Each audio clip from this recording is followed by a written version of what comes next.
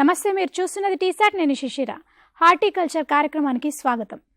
పసుపు సాగులో మెలకువలు ఎలా పాటించాలని రైతులకు కావాల్సిన సలహాలు సూచనలు అందించడానికి నాతో పాటు టీసాట్ స్టూడియోలో ఉన్నారు నర్సయ్య గారు.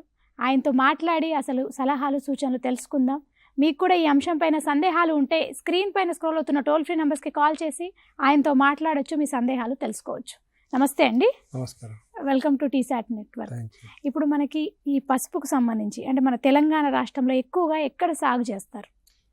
మన తెలంగాణ రాష్ట్రంలో ముఖ్యంగా జగిత్యాల జిల్లా, తర్వాత నిజామాబాద్, ఇటు ఆర్మూరు, అదేవిధంగా ఈ కామారెడ్డి సంగారెడ్డి ఏరియా, అదేవిధంగా వరంగల్ ఏరియా, ఇటు మహబూబ్నగర్ ఏరియా కూడా కొంత, అంటే Rangareddy, part of the Rangareddy జిల్లాలో కూడా ఎక్కువ సాగు చేస్తున్నారు.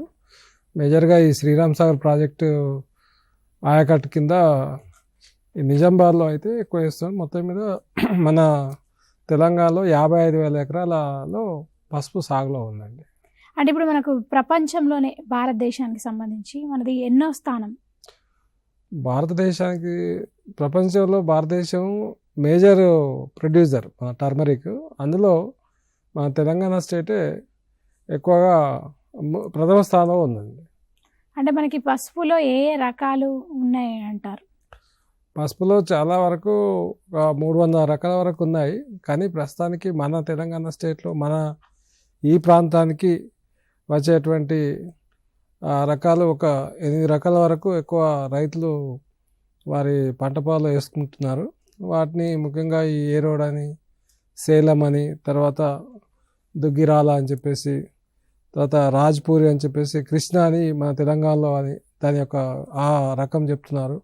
తర్వాత రోమా అని, సుగుణ అని, ఈ విధంగా ప్రభా అని చెప్పేసి, ఈ విధంగా ఒక 10 రకాల వరకు మన తెలంగాణలో పండిస్తున్నారు. అంటే మేజర్గా ఈ పసుపు రకాన్ని దానిలో ఉన్నటువంటి కర్కుమిన్ కాంటెంట్ని బేస్ చేసుకొని ఎక్కువ కర్కుమిన్ కాంటెంట్, ఎక్కువ కలర్ ఉన్నటువంటి పసుపును బేస్ చేసుకొని మాత్రమే దాన్ని కర్కుమిన్ కాంటెంట్ ఎంత ఎక్కువ ఉంటే మార్కెట్లో రేటు అంత ఎక్కువ వస్తుంది. సో ఆ రేట్ని బేస్ చేసుకొని ఈ రకాలను తయారు చేశారు. కాబట్టి ఎక్కువ కర్కుమిన్ కాంటెంట్ ఉన్నటువంటి రకాలను మాత్రం మన తెలంగాణలో ఎక్కువ పండిస్తున్నారు. అయితే దీనిలో మేజర్గా ఈ కర్కుమిన్ కాంటెంట్ కూడా పెరగడానికి సేంద్రియ పద్ధతిలో సేంద్రియ ఎరువులు ఎక్కువ వాడినప్పుడు టర్మరిక్లో కర్కుమిన్ కాంటెంట్ మంచి పెరగడానికి అవకాశం ఉందండి. ఇప్పుడు మనకి ఎలాంటి వాతావరణంలో పసుపు పెరుగుతుంది అంటారు? మన వాతావరణానికి వచ్చేసి ఇక్కడ ఇది ఎరిడ్ జోన్, మన ఈ తెలంగాణ ప్రాంతం ఇది వేడి ప్రాంతం. తర్వాత దీనిలో మేజర్గా 1000 నుంచి 1500 mm వర్షపాతం ఉండాలి. అంత వర్షపాతం మన దగ్గర ఉంటుంది. అదేవిధంగా కొంత గాలిలో తేమ శాతం కూడా ఎక్కువ ఉంటుంది. ఈ వాతావరణం చాలా అనుకూలమైనటువంటి వాతావరణం. అంటే మనకి ఎంత వర్షపాతం ఉండాలంటారు పసుపుకు సంబంధించి? పసుపుకు సంబంధించి వర్షపాతంతో పాటు ముఖ్యంగా ఈ 1000 నుంచి 1500 mm వర్షపాతంతో పాటు దీనికి ఇరిగేషన్ వాటర్, అంటే నీటి సౌలభ్యత 9 నెలల వరకు ఖచ్చితంగా ఉండాలి. నీటి సౌలభ్యతను బేస్ చేసుకొని ఎక్కువ పసుపును మన దగ్గర ప్రిఫర్ చేస్తున్నారు రైతులు. అంటే మనకి నేలలో ఈ లవణాల లభ్యత ఎంత ఉంటే అనుకూలంగా ఉంటుంది అంటారు? ఈ నేలలో లవణాల లభ్యత అంటే 5.5 నుంచి 7 pH, హైడ్రోజన్ సూచిక ద్వారా దాన్ని నిర్ణయిస్తారు. ఆ 5.5 నుంచి 7.5 ఈ pH ఏదైతే ఉందో అది కొంచెం ఆమ్ల నేలల్లో ఎక్కువ ఉంటుంది. కాబట్టి దీనికి సంబంధించిన ఈ రేంజ్లో మన టర్మరిక్ చాలా మంచిగా వస్తుంది. అంటే ఎలాంటి నేలలు అనుకూలం అంటారు? ఈ గరక నేలలు, తర్వాత ఈ రాళ్ళు రప్పలు ఉన్నటువంటి నేలలు అనుకూలం కాదు. కేవలం మేజర్గా దీనిలో ఈ ఎర్రగర్భ నేలలు, తర్వాత నల్లరేగడి నేలలు, ఈ లోమీ సాయిల్స్ ఏవైతున్నాయో అవి చాలా అనుకూలము. అంటే దీనిలో ఏంటంటే భూమి లోపల ఎక్కువ కర్బన శాతం ఎక్కువ ఉన్నప్పుడు ఈ టర్మరిక్ పసుపు పంట ఎక్కువగా వస్తుందండి. ఇప్పుడు మనకి ఈ ఉప్పు భూములు, క్షార భూములు, ఈ పల్లపు భూములు అంటే వీటికి సంబంధించి ఎట్లా అనుకూలంగా ఉంటాయంటారు? ఈ ఉప్పు భూములు కానీ, క్షార భూములు కానీ, తర్వాత ఈ ఆమ్లపు భూములు కానీ, తర్వాత ఈ నీరు ఎక్కువగా నిలిచి ఉండేటువంటి ప్రాంతం కానీ, ఇవేవి టర్మరిక్ పండడానికి అవకాశం లేదు.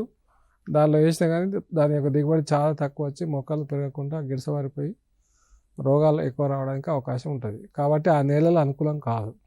అంటే మనకి ఈ రసాయన ఎరువులు వేయాలంటే ఎట్లాంటి మెలకువలు పాటించాలి? రసాయన ఎరువులు వేసేటప్పుడు ముఖ్యంగా మన పసుపు లోపల రసాయనిక ఎరువులతో పాటు ఒక 30% ఈ ఫామ్ యార్డ్ మెన్యూర్స్ కంపల్సరీ వేయాలి. పశువుల పేడ కంపల్సరీ వేయాలి.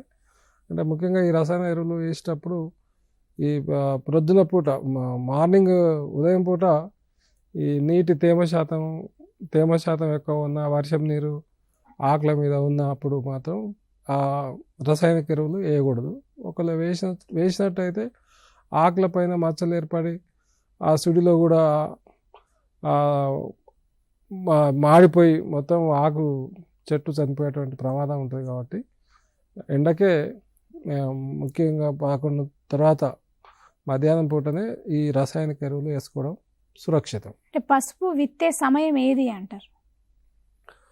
ముఖ్యంగా మన పసుపు లోపల ఈ మే లాస్ట్ వీక్ నుంచి జూన్ లాస్ట్ వీక్ వరకు ఈ పసుపుని ఎక్కువ రైతులు ఇక్కడ వేస్తున్నారు. మే లాస్ట్ వీక్ వేసేటువంటి లాంగ్ డ్యూరేషన్ క్రాప్స్, అయితే జూన్ లాస్ట్ వీక్లో వేసేటువంటి షార్ట్ డ్యూరేషన్ క్రాప్స్. ఈ స్వల్పకాలిక రకాలేమో జూన్ సెకండ్ ఎండింగ్ నుంచి వేస్తారు. తర్వాత మధ్యకాలిక రకాలు జూన్ ఫస్ట్ వీక్ నుంచి జూన్ 15th నుంచి 20th మధ్యలో వేస్తారు. జనరల్గా ఈ లేట్ దీర్ఘకాలిక రకాలు మే ఆఖరి వారం నుంచి, లేదంటే జూన్ ఫస్ట్ వీక్ నుంచి జూన్ 15 వరకు ఆ సీజన్ చాలా అనుకూలంగా ఉంటుందండి. అంటే మనకి ఎలాంటి విత్తన పసుపు కొమ్ములను వాడాల్సి ఉంటుంది అంటారు?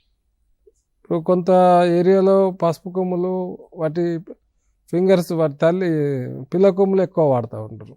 కానీ కొన్ని ఏరియాలో ఈవెన్ తల్లి కొమ్ములు కూడా తల్లి కొమ్ములు వాడితే కూడా రీసెర్చ్లో ఎక్కువ దిగుబడి వస్తుందని చెప్పేసి కొంతమంది ఫార్మర్స్ చెప్పారు. కానీ మేము చూసినటువంటి ప్రాంతంలో ఎక్కువ ఈ నాణ్యమైనటువంటి పిల్ల కొమ్ములనే వాడుతున్నారు.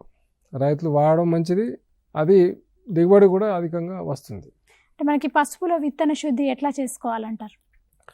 పసుపులో విత్తన శుద్ధి చాలా ఇంపార్టెంట్ అండి.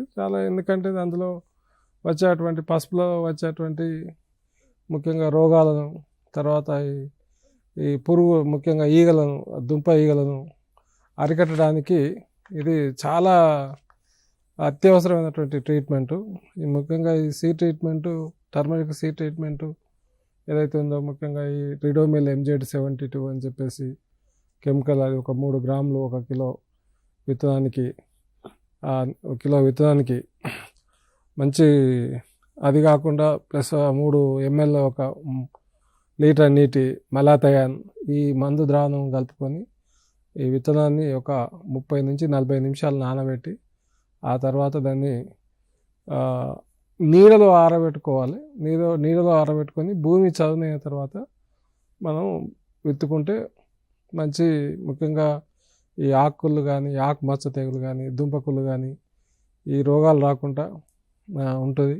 తర్వాత ముఖ్యంగా ఈ దుంప ఈగలు, ముఖ్యంగా ఈ రైజోమ్ రాట అని చెప్పేసి ఈ పురుగుల బిడద నుంచి కూడా మనం పసుపును కాపాడుకోవడానికి ఒక 40 నుంచి 45 డేస్ కాపాడుకోవడానికి అవకాశం ఉంటుంది. కాబట్టి సీడ్ ట్రీట్మెంట్ ద్వారా కనీసం 30% ఆఫ్ ద పెస్టిసైడ్స్ యొక్క కాస్ట్ను తగ్గించుకోవచ్చు స్టార్టింగ్లో విత్తన శుద్ధి చేసుకోవడం వల్ల. మనకి పసుపులో ఎరువుల యాజమాన్యం ఎట్లా చేసుకోవచ్చు అంట? పసుపులో యాజమాన్యానికి వచ్చేసి ఎరువుల యాజమాన్యం చాలా ఇంపార్టెంట్. ఎందుకంటే ఇప్పుడున్నటువంటి నేలల్లో ఖచ్చితంగా ఒక 10 టన్నుల వరకు, ఎకరానికి 10 టన్నుల వరకు ఈ ఫామ్ యార్డ్ మెన్యూర్స్, పశువుల పేడ, లేదంటే 5 to 10 క్వింటాల్స్ వర్మి కాంపోస్ట్ కానీ, ఇదే కాకుండా పసుపులో ఈ సింగిల్ సూపర్ ఫాస్ఫేట్ వచ్చేసి 150 కిలోలు, తర్వాత మ్యూరేట్ ఆఫ్ పొటాష్ వచ్చేసి ఒక 60 కిలోలు, అదేవిధంగా జింక్ సల్ఫేటు కూడా ఒక 10 కిలోలు ఒక ఎకరానికి. ఈ విధంగా ఈ 4 రకాల ఈ ఆఖరి దిక్కులో బాగా కలియదిన తర్వాత వేసుకోవాలి. ఆ తర్వాత ఒక 40 డేస్కు ఈ యూరియాను కొంత పొటాష్ వేసుకోవడం. ఆ తర్వాత మళ్ళీ 80 రోజులకు మళ్ళీ యూరియా పొటాష్ వేసుకోవడం. ఇట్లా యూరియాను ఒక 4 సమపాలలో మనం ఏదైతే ఒక 300 కిలోలు యూరియా వేసుకోవాలని అనుకుంటామో అది 4 సమపాలలో డివైడ్ చేసుకొని 4 సార్లు మొదటిసారి 30 నుంచి 40 రోజులకు, తర్వాత 60 నుంచి 70 రోజులు, తర్వాత 90 నుంచి 100 రోజులు అట్లా వేసుకున్నట్టయితే స్ప్లిట్ డోసెస్ వేసుకున్నట్టయితే ఎరువులు చాలా మొక్క వేపుగా పెరుగుతుంది. అదేవిధంగా రైజోమ్ అందులో ఉన్నటువంటి దుంపలు ఆరోగ్యం పెరగడానికి అవకాశం ఉంటుంది. అంటే మనకి ఎకరానికి ఎంత పసుపు, అంటే పసుపుకి సంబంధించి విత్తన కొమ్ముగా వాడాల్సి ఉంటుందంటారు? విత్తన కొమ్ముగా అయితే ఎకరానికి వచ్చేసి 1000 నుంచి 1500 కిలోలు అవసరం ఉంటుంది. కానీ ఇప్పుడు ఈ మధ్యకాలంలో ఈ రైజ్ బెడ్ సిస్టంలో కొంత కొమ్ము క్వాంటిటీ తగ్గుతుంది. ఎందుకంటే ఈవెన్ 700 కిలోలు కూడా వాడుతున్నారు. కానీ చాలా వరకు మన రైతులు గ్రామాల్లో అయితే 1000 నుంచి 1200 కిలోల వరకు ఈ విత్తన కొమ్మును వాడుతున్నారండి. అంటే మనకి పసుపుని ఎంత దూరంలో నాటాల్సి ఉంటుందంటారు? పసుపును రైతులు చాలా వరకు ఈ భోజల సిస్టమ్ కానీ తర్వాత ఈ రైజ్ బెడ్ సిస్టంలో వచ్చినప్పుడు ఈ 30 సెంటీమీటర్ల వెడల్పు అంటే రో టు రో ఉండి తర్వాత ఈ 10 నుంచి 12 సెంటీమీటర్లు మొక్కకు మొక్క మధ్యలో దూరాన్ని పాటించినట్టయితే మంచి ఆరోగ్యంగా చెట్టు పెరుగుతుంది. తర్వాత ఎలాంటి రోగాలు రాకుండా కూడా అరికొట్టవచ్చు. తర్వాత వీడ్స్ కూడా తక్కువ వస్తాయి, కలుపు మొక్కలు కూడా తక్కువ రావడానికి అవకాశం ఉంది. కాబట్టి ఈ 30 రో టు రో అంటే ప్లాంట్కు మధ్య దూరము ఖచ్చితంగా 30 సెంటీమీటర్లు ఉండాలి. తర్వాత ప్లాంట్కు విత్తనం మధ్య 10 నుంచి 12 సెంటీమీటర్లు ఉంటే సరిపోతుంది అండి. అంటే విత్తన శుద్ధి చేయడం ద్వారా ఏ రోగాలను నిరోధించవచ్చు? విత్తన శుద్ధి చేయడం వల్ల మేజర్గా ఈ దుంపకులను సమర్థవంతంగా నివారించవచ్చు. తర్వాత ఆకుమచ్చ తెగులు, తర్వాత దుంప ఆకు కుళ్ళు అని చెప్పేసి, తర్వాత ఈ కాండం కుళ్ళిపోయేటువంటి తెగుళ్ళను మేజర్గా ఈ ఇనిషియల్గా స్టార్టింగ్లో అరికట్టవచ్చు. అవే కాకుండా తర్వాత ఈ దుంప ఈగలను కూడా అరికట్టడానికి కొంత మనం పెస్టిసైడ్స్ కూడా మలాథయాన్ కానీ ఈ మోనోక్రోటోఫాస్ కానీ అది కూడా మనం దానిలో ట్రీట్మెంట్ అప్పుడు యూజ్ చేస్తాం కాబట్టి అది కూడా ఒక 45 డేస్ వరకు రక్షణ ఇస్తుంది. పసుపులో ఈ మాల్టింగ్ చేయడం వల్ల కలిగే లాభాలు ఏంటి? పసుపులో ముఖ్యంగా ఈ మల్చింగ్ అనేది చాలా ఇంపార్టెంట్. ఎందుకంటే ఈ విత్తనాలు పసుపు విత్తిన తర్వాత మే ఎండింగ్ కానీ మనం జూన్ ఫస్ట్ వీక్ చెప్పినప్పుడు కొంత ఎండగా ఉంటుంది. వేడిగా ఉండడం వల్ల ఎక్కువ పసుపు విత్తనాలు మొలకుండా ఉండేటువంటి ప్రమాదం ఉంటుంది. కాబట్టి మొక్కలు విత్తిన వెంటనే ఈ పచ్చి ఈ జన్ము కానీ తర్వాత దయంచ కానీ తర్వాత ఈ ఇతర ఈ పచ్చి ఆకులను వేసుకోవాలి. ఒకవేళ ఆ పచ్చి ఆకులు దొరికిన టైంలో ఎండు గడ్డి ఆకులు కానీ తర్వాత వీటిని కూడా వేసుకొని వీటిని పూర్తి స్థాయిలో ఎలాంటి ఇబ్బంది లేకుండా, ముఖ్యంగా మొక్క పెరగడానికి ఎలాంటి ఇబ్బంది లేకుండా ఉంటుంది. అంటే ఈ మల్చింగ్ వల్ల మేజర్గా లాభం ఏంటంటే మొక్క మొలవడం ఆరోగ్యంగా వస్తుంది. తర్వాత నీటి వాటర్ కన్జర్వేషన్, నీటి యొక్క అవసరం కూడా తగ్గుతూ ఉంటుంది. తర్వాత కలుపు మొక్కల నివారణ, కలుపు మొక్కలు కూడా తక్కువ వస్తూ ఉంటాయి. తర్వాత ఇందులో ఈ మనం మల్చింగ్ వేయడం వల్ల వేసినటువంటి ఎండు ఆకులు ఏవైతే ఉన్నాయో వాటి ద్వారా అవి భూమిలో మురిగిపోయి దానిలో ఉన్నటువంటి సహజ లక్షణాలైనటువంటి మైక్రో న్యూట్రియంట్స్ అవైలబిలిటీ ఎక్కువ పెరుగుతుంది. అది మేజర్గా పసుపుకు చాలా ఎక్కువ లాభదాయకం బయాలజికల్ మల్చింగ్ వేయటం వల్ల. అదేవిధంగా ఒకవేళ బయాలజికల్ మల్చింగ్, ఈ మల్చింగ్ ఈ ఆకులు పచ్చి ఆకులు కానీ తర్వాత ఎండు గడ్డి కానీ ఇవి అందుబాటులో లేనప్పుడు ప్లాస్టిక్ మల్చి కూడా చేయొచ్చు. 300 mm గేజ్ ఉన్నటువంటి ప్లాస్టిక్ మల్చిను యూజ్ చేయొచ్చు. కానీ కొంచెం ఖర్చు ఎక్కువైనా కానీ పంట దిగుబడి మాత్రం అధికంగా ఉంటుంది ఈ వీటికన్నా కంపేర్ చేసినప్పుడు. అంటే మనకి ఇప్పుడు పసుపులో ఎలాంటి అంతర పంటలు వేయాల్సి ఉంటుందంటారు? పసుపులో 3 నుంచి 4 రకాల అంతర పంటలు వేసుకోవచ్చు. మేజర్గా మన జగిత్యాల, ఈ నిజామాబాద్, ఇటు ఆర్మూర్ ఏరియా, తర్వాత ఈ ప్రాంతాల్లో ఎక్కువగా పసుపులో మొక్కజొన్నను ఎక్కువ అంతర పంటగా వేస్తున్నారు. 3 వరుసల మధ్య 2 వరుసలు టర్మరిక్ పసుపు వేసి 1 వరుస మొక్కజొన్న వేస్తున్నారు. అదేవిధంగా ఈ మొక్కజొన్న కాకుండా ఇతరత నువ్వులు కూడా వేసుకోవచ్చు అంతర పంటగా. అదే కాకుండా ఇప్పుడు ఈ మధ్యకాలంలో పండ్ల తోటలు, ముఖ్యంగా అరటి చెట్లలో కూడా, అరటి తోటలో కూడా పసుపును అంతర పంటగా వేసుకోవచ్చు. తర్వాత అంటే పసుపును అంతర పంటగా వేసుకోవడము పండ్ల తోటల్లో వేసుకుంటారు. మామిడి తోటల్లో కానీ, కోకోవా కానీ, తర్వాత కొబ్బరి తోటల్లో కానీ వీటిలో పసుపును అంతర పంటగా వేసుకుంటారు. అదే పసుపులో అంతర పంటగా వేసుకునేది మాత్రం ఈ మొక్కజొన్న, ఈ నువ్వులు కానీ ఇట్లా వీటిని వేసుకుంటే మాత్రం మంచి పంట. అంటే మేజర్గా ఈ రైతుకు మొక్కజొన్న వేసుకోవడం వల్ల వాటిని అది 90 రోజుల లోపల వస్తుంది. 90 రోజుల లోపల వస్తాయి. కానీ మొక్కజొన్నను 65 రోజుల లోపలనే ఈ కంకి తినేటువంటి స్టేజ్కి వచ్చేసరికి దాన్ని తీసేసి మళ్ళీ వేపుగా టర్మరిక్ పెరగడానికి అవకాశం ఉంటుంది. కాబట్టి ఇది ఒక మంచి అవకాశం, ఇది అంతర పంటలు వేసుకోవడం. దానివల్ల దిగుబడి రైతుకు కాస్ట్ ఆఫ్ కల్టివేషన్ తగ్గుతుంది ఈ 2 పంటలు వేసుకోవడం వల్ల. అది దీనిలో ఉన్నటువంటి మేజర్ థీమ్. ఇప్పుడు పసుపులో అంతర కృషి చేయడం వల్ల ఎలాంటి లాభాలు ఉన్నాయంటారు?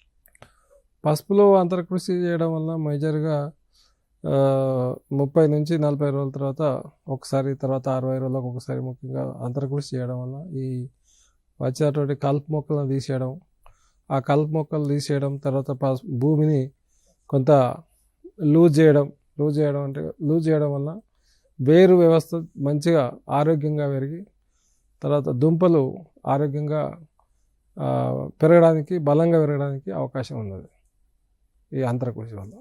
అంటే మనకి పసుపులో నీటి యాజమాన్యం ఎట్లా చేసుకోవచ్చు అంటారు? ఇకపోతే పసుపులో నీటి యాజమాన్యానికి వచ్చేసి, పసుపులో నీటి యాజమాన్యం చాలా ఇంపార్టెంట్.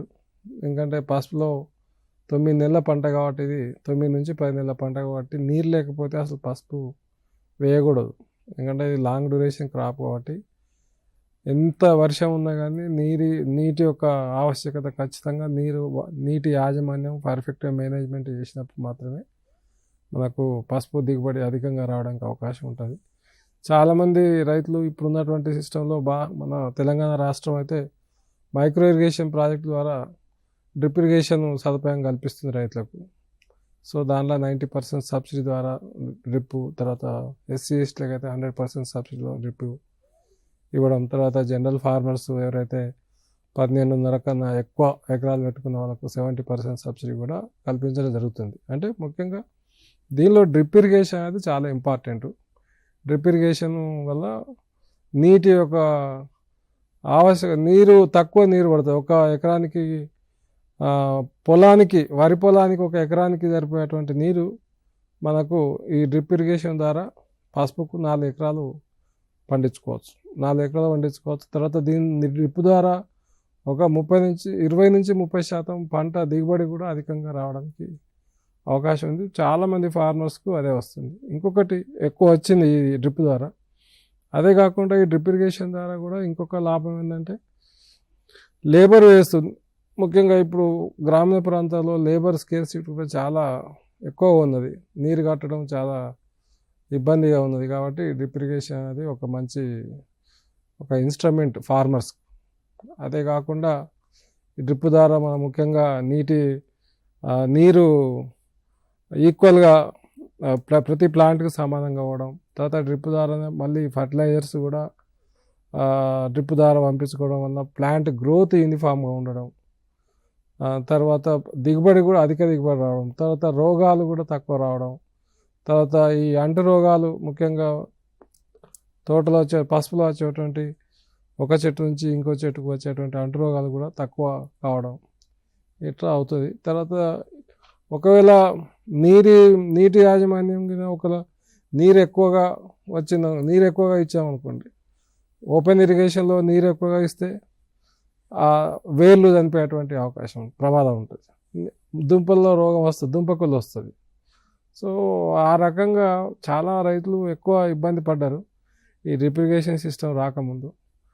ఒకవేళ డ్రిప్ ఇరిగేషన్ పెట్టుకోలేని పొజిషన్లో ఉన్నటువంటి రైతులు చాలా వరకు ఈ రేజ్డ్ బెడ్స్ చేసి తర్వాత ఎత్తైన నార్మల్లో ఇచ్చి నీటి తడులు 10 రోజులకు ఒకసారి, ముఖ్యంగా బ్లాక్ కాటన్ సాయిల్స్ అయితే నల్లరేగడి భూములు అయితే 10 రోజులకు ఒకసారి, అదే ఎర్రచిలక భూములకు అయితే 4 నుంచి 5 రోజులకు ఒకసారి నీరు ఇచ్చుకోవాలి.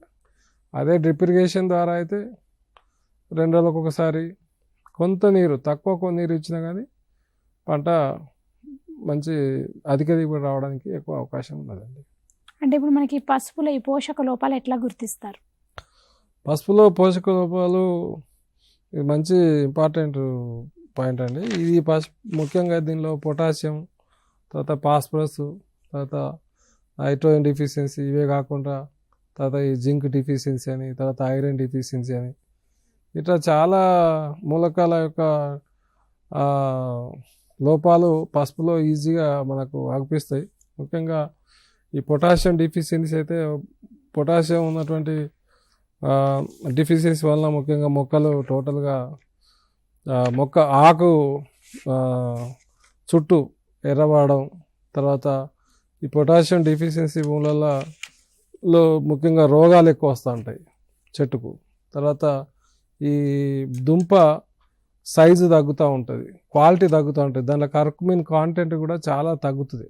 తగ్గడం వల్ల మార్కెట్ రేటు కూడా మార్కెట్ రేట్లో కూడా రేటు తక్కువ పెట్టడానికి అవకాశం ఉన్నది. కాబట్టి పొటాషియాన్ని ఆదిలోనే, అంటే పొటాషియం డిఫిషియన్సీ ఉన్న భూములను ముందే రైతు మొక్కలు, ముఖ్యంగా ఈ టర్మరిక్ మన పసుపు నాటుకోకముందే ఎండాకాలం సమ్మర్లో నేల సాయిల్ టెస్టింగ్ చేసుకొని ఒకవేళ డిఫిషియన్సీ ఉంటే మాత్రం పొటాషియం సవరించుకోవాలి బై అప్లయింగ్ ఆఫ్ ఈ ఎంఓపి కానీ, తర్వాత లేదంటే ఈ 13-0-45 10 గ్రాములు 1 లీటర్ నీటి కలిపి ఒకసారి కాకుండా స్ప్రే చేసుకోవడం, 15 రోజులకు ఒకసారి 2 సార్లు స్ప్రే చేసుకుంటే పొటాషియం డిఫిషియన్సీని సమర్థవంతంగా సవరించవచ్చు.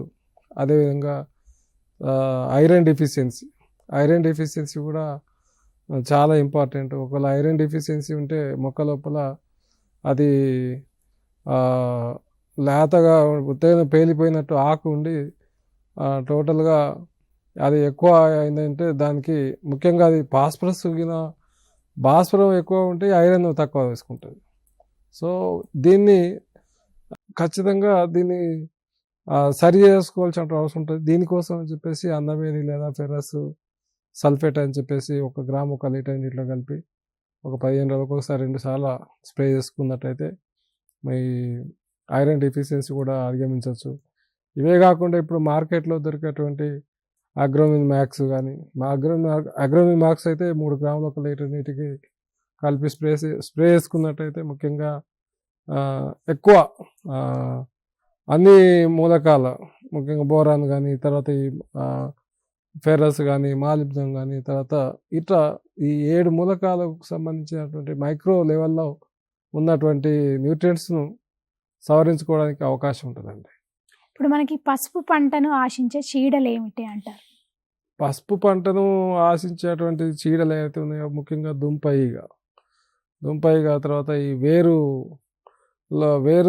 దుంపలో అది చేరి దాని యొక్క లోపల గుజ్జు తినేసి మొత్తం దుంపను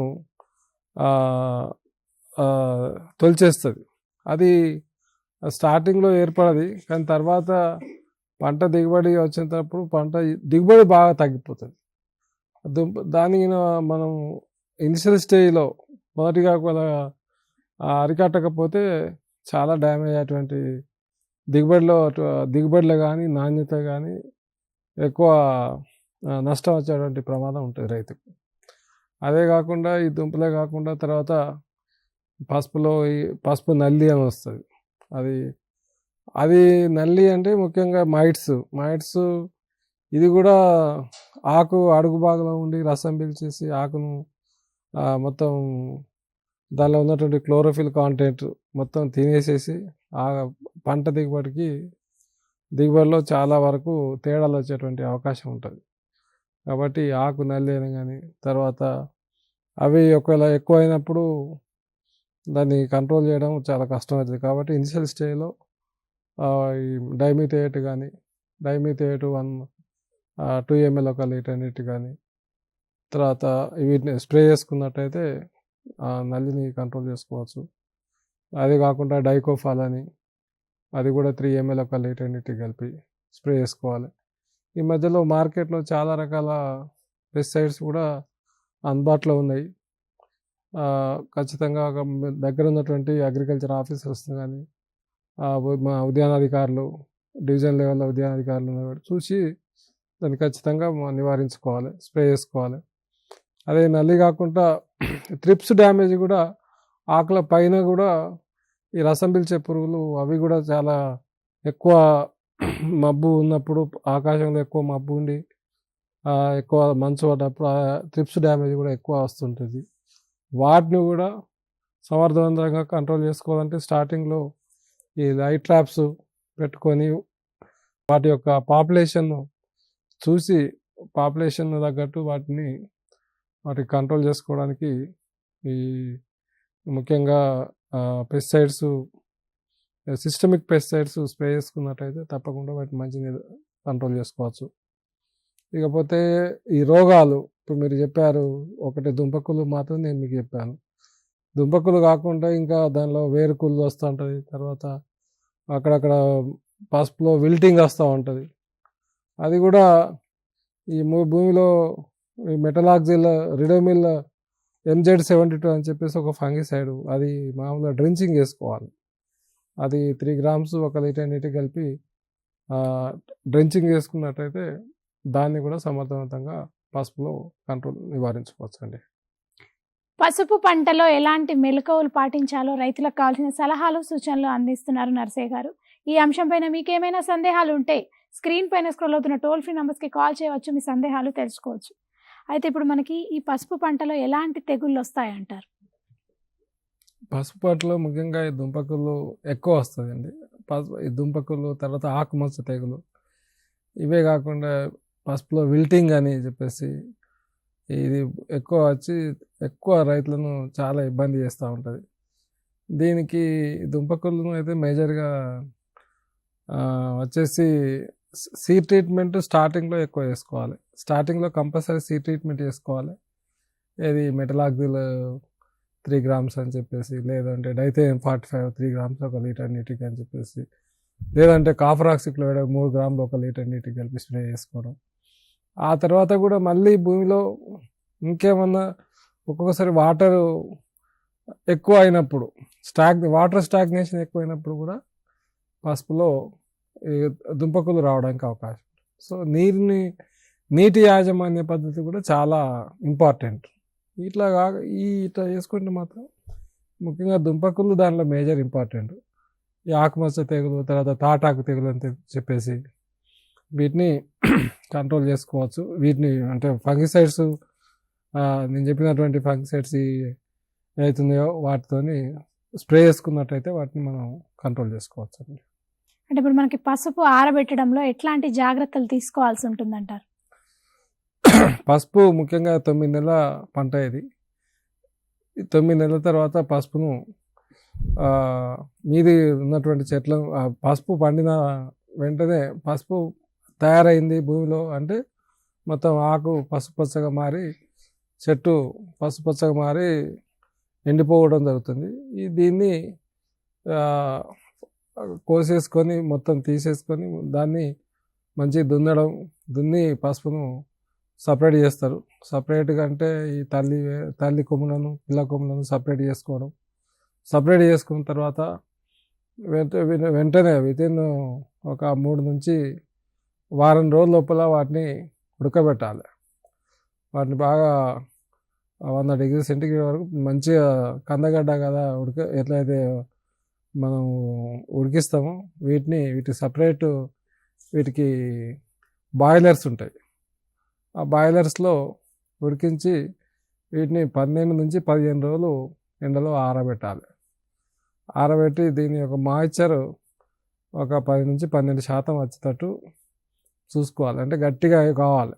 ఒకవేళ పసుపు కింద మళ్ళీ మాయిశ్చర్ ఎక్కువ నీరు ఉన్నది అనుకోండి, ఉడికిన తర్వాత సరిగ్గా కరెక్ట్గా ఆరబెట్టకుండా నీరు ఉంటే మాత్రం, ఎక్కువ మాయిశ్చర్ ఉంటే మాత్రం ఆ పసుపు పనికిరాదు. దానిలో ఫంగల్ ఇన్ఫెక్షన్స్ రావడానికి ఎక్కువ అవకాశం ఉంటుంది. కాబట్టి పసుపు డ్రైయర్స్, ఇప్పుడు పసుపులో ముఖ్యంగా డ్రైయింగ్ కూడా చాలా ఇంపార్టెంట్. ఈ పసుపు పంట పండించడం ఎంత ఇంపార్టెంటో మిగతా 25% వరకు ఇక్కడే ఉంటుంది ఆరబెట్టే దానిలో. ఇది ఒక 15 days ఆరబెట్టిన తర్వాత మళ్ళీ దాన్ని పాలిషింగ్ చేసుకోవడం, పాలిషింగ్ చేసి సపరేట్ మిషన్స్ ద్వారా పాలిషింగ్ చేసుకొని మళ్ళీ గ్రేడింగ్ చేసుకొని, గ్రేడింగ్ అయిన తర్వాత అప్పుడు మార్కెట్కు తీసుకెళ్ళాలి. ఈ మార్కెట్ కూడా ఇప్పుడు ఉన్నటువంటి మార్కెట్లో, ఒకప్పుడు ఈ పసుపు మార్కెట్ అనేది ప్రపంచ మార్కెట్ను దృష్టిలో పెట్టుకొని దీని రేట్స్ డిపెండ్ అవుతాయి. కాబట్టి రేట్స్ కూడా రావడానికి, మంచి రేట్స్ రావడానికి పసుపును ఈ కోల్డ్ స్టోరేజ్లో కూడా దాచుకోవచ్చు రైతులు. అదే కాకుండా ఇంట్లో కూడా దీన్ని మంచిగా పర్ఫెక్ట్గా మంచిగా ఆరబెట్టుకొని ప్యాక్ చేసుకోవాలి. ప్యాక్ చేసుకొని మార్కెట్లో అనుకూలమైనటువంటి రేట్స్ వచ్చినప్పుడు దీన్ని అమ్ముకోవాలండి. ఇప్పుడు మనకి కోత అనంతరం ఈ యాజమాన్యం ఎట్లా చేయొచ్చు అంటారు? కోత అనంతరం తీసుకోవాల్సిన జాగ్రత్తలు ముఖ్యంగా ఇవే. ఇప్పుడు పసుపును తవ్వడం కూడా చాలామంది లేబర్స్ అవసరం ఉంటుంది. ఎకరానికి ఒక 30 నుంచి 40 మంది లేబర్స్ అవసరం ఉంటుంది. కనీసం 10 నుంచి 15,000 రూపాయల లేబర్ వేస్ అవుతూ ఉంటుంది. లేబర్ ఎక్స్పెండిచర్ దాన్ని అంతా సపరేట్ చేసుకున్న తర్వాత మళ్ళీ దాన్ని ఈ తల్లి కొమ్ములను, తర్వాత ఈ పిల్ల కొమ్ములను సపరేట్ చేసుకోవడం, వాటిని దానికి కరెక్ట్ ఉడకబెట్టడం. బాయిలర్స్, ఈ మధ్య బాయిలర్స్ కూడా స్టీమ్ బాయిలర్స్ అని, తర్వాత నార్మల్ బాయిలర్స్ అని 2 రకాల బాయిలర్స్ కూడా వచ్చినాయి రైతులకు ఇబ్బంది కాకుండా. తర్వాత ఈ స్టీమ్ బాయిలర్స్ను కావాలంటే ఇప్పుడు ఫార్మర్స్ కూడా కొందరు కోఆపరేటివ్ సొసైటీ ద్వారా కొనుక్కున్నారు, కొందరేమో ఫార్మర్స్ ఇండివిజువల్గా ఊరికి 1 నుంచి 2 బాయిలర్స్ కూడా ఉద్యాన శాఖ ద్వారా 50% సబ్సిడీలో ఈ బాయిలర్స్ కూడా మేము సప్లై చేయడం జరిగింది. దీనివల్ల ఏంటంటే చాలా వరకు ఫార్మర్స్కు ఇంతకుముందు పసుపు ఉడకబెట్టాలంటే కనీసం 2 నుంచి 3 నెలల టైం పట్టేది. అప్పుడు చాలా లెబోరియస్ వర్క్ అయ్యేది, రైతుకు కూడా చాలా ఇబ్బంది అయ్యేది. కానీ ఇప్పుడు యంత్రాలు ఎప్పుడైతే అందుబాటులోకి వచ్చినాయో, ఉడకబెట్టే యంత్రాలు ఎప్పుడైతే అందుబాటులోకి వచ్చినాయో కొంత ఈజీగా అయింది. ఉడకబెట్టడం తర్వాత ఆరబెట్టడం కూడా చాలా ఇంపార్టెంట్.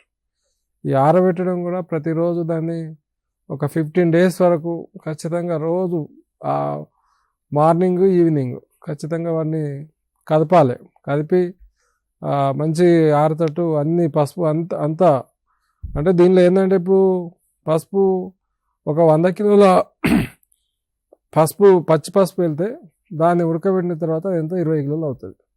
అంటే ఒక 20% ఎఫిషియన్సీ, మిగతా 80% వాటర్ ఉంటుంది దానిలో. సో దాన్ని బేస్ చేసుకొని ముఖ్యంగా ఇంత 3 నుంచి 4 టన్నులు వస్తుంది. 3 టన్నులు చాలా మంచిగా పండిస్తే రైతులకు 3 నుంచి 3.5 4 టన్నులు తీసిన రైతులు కూడా ఉన్నారు. ఇది ఉడకబెట్టిన తర్వాత డ్రై పసుపు.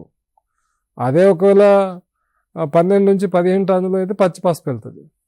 సో పచ్చి పసుపు ఎక్కువ రైతులకు అది ఉపయోగంలో లేదు. కేవలం అది పచ్చి పసుపును మళ్ళీ విత్తనానికి ఉపయోగించుకోవాలంటే మాత్రమే కొత్త రైతు దానిలోకి రావాలి, కొత్త రైతులు పసుపు పెట్టుకోవాలన్నప్పుడు మాత్రమే ఈ పచ్చి పసుపును ఆ రైతుల దగ్గర నుంచి తీసుకుంటారు. లేదు అంటే ఈ ఉడకబెట్టిన పసుపు మాత్రం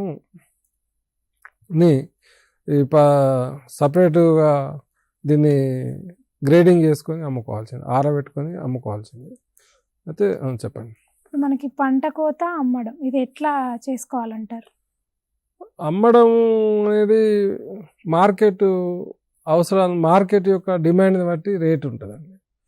అమ్మడం ఇప్పుడు మన దగ్గర నిజామాబాద్ మార్కెట్ ఉన్నది, తర్వాత వరంగల్లో మార్కెట్ ఉన్నది, అదేవిధంగా మహారాష్ట్రలో మంచి మార్కెట్స్ పసుపు కోసం ఏర్పాటు చేయబడ్డాయి. అక్కడ వీళ్ళు ఫార్మర్స్ వెళ్ళి అమ్ముకొచ్చుకుంటారు. కాకపోతే దీన్ని క్వాలిటీ మెయింటైన్ చేయడం ఇంపార్టెంట్. క్వాలిటీ, తర్వాత పాలిషింగ్ అనేది చాలా దీనిలో మేజర్గా ఇంపార్టెంట్. కాకపోతే దీనిలో ఏంటంటే కర్కుమిన్ కాంటెంట్ ఎక్కువ ఉన్నదానికి మంచి రేట్ ఇస్తారు ట్రేడర్స్. ఒకవేళ కర్కుమిన్ కాంటెంట్ తక్కువ ఉంటే మాత్రం రేటు తక్కువ రావడానికి అవకాశం ఉంటుంది. ఇప్పుడు మనకి పాలిషింగ్, గ్రేడింగ్, ప్యాకింగ్ ఇది ఎట్లా చేస్తారంటారు? ఈ పాలిషింగ్ వచ్చేసి పసుపు ఆరబెట్టిన 15 రోజుల తర్వాత మంచిగా మాయిశ్చర్ కాంటెంట్ 8 నుంచి 10% వచ్చిన తర్వాత దాన్ని వేరే సపరేట్ పాలిషింగ్ మిషన్లో వేసి దాన్ని టోటల్గా పాలిషింగ్, కొంత పాత పసుపు కూడా తీసుకొని దాని మీద ఉన్నటువంటి స్కిన్ పోయేటట్టు దాన్ని పాలిషింగ్ చేస్తారు. పాలిషింగ్ చేసిన తర్వాత నీట్గా గన్ని బ్యాగ్లో కానీ, తర్వాత మంచి పాలిథిన్, నీరు, అది వాటర్ ఎయిర్ టైట్ కంటైనరు దానిలో కూడా మంచి ప్యాక్ చేస్తారు. ప్యాక్ చేసి మార్కెట్కి తీసుకెళ్తారు. అయితే మనకి ఇప్పుడు తవ్వడం ఇది ఎట్లా చేస్తారంటారు పసుపుకి సంబంధించి? పసుపును ముఖ్యంగా అంటే పసుపు పంట మనం త్రవ్వడం అంటే పంట అయిపోయిన తర్వాత 9 నెలల తర్వాత ఆ పంట వచ్చిందా లేదా, ఆ పంట కరెక్ట్ మనకు దుంపలు కరెక్ట్ సైజ్ అయినాయా లేదా అవి చూసి వెరిఫై చేసుకున్న తర్వాత మొత్తం పైన ఉన్నటువంటి చెట్టు మొత్తం కోసేయడం, లేదంటే పసుపు పంట అయిపోయిందంటే వాటికి అవి ఆరిపోయి భూమి మీద పడిపోతాయి.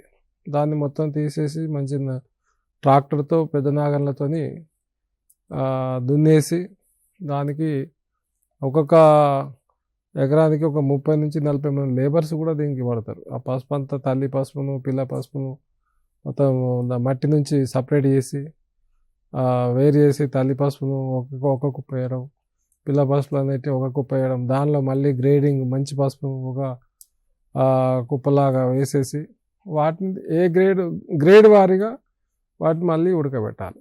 ఈ బాయిలర్స్లో స్టీమ్ బాయిలర్స్ ఉన్నాయి. తర్వాత ఇప్పుడు ఈ మధ్యకాలంలో ఎలక్ట్రిక్ బాయిలర్స్ వచ్చినాయి. ఈ స్టీమ్ బాయిలర్స్ కూడా దీనికి సపరేట్ టీము, ఇది ఉడకబెట్టే వాళ్ళు సపరేట్ టీము, ఆ టైంలో సపరేట్గా ఒక టీము వస్తుంది. టీము అంటే ఊళ్ళల్లో ఎక్కువ మంది, ఇది మంచి ఉపాధి కల్పించేటువంటి వర్క్ అండి. టర్మరిక్ చాలామంది లేబర్స్కు వర్క్ దొరుకుతుంది.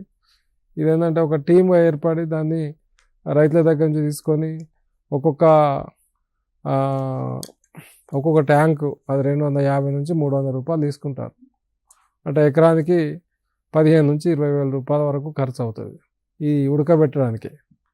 ఆ తర్వాత ఒక 2 నుంచి 3 వేలు అది పసుపు ఆరబెట్టేటప్పుడు దాన్ని కదపడానికి అట్లా ఖర్చు అవుతుంది. ఈ విధంగా దాన్ని చేసి రైతు ముందుకు తీసుకెళ్తారు. ఇప్పుడు ఈ వండిన పసుపు నిల్వలో ఎట్లాంటి పురుగులు వస్తాయంటారు? వండిన పసుపులో మేజర్గా ఫంగల్ ఇన్ఫెక్షన్స్ ఎక్కువ ఉంటాయి.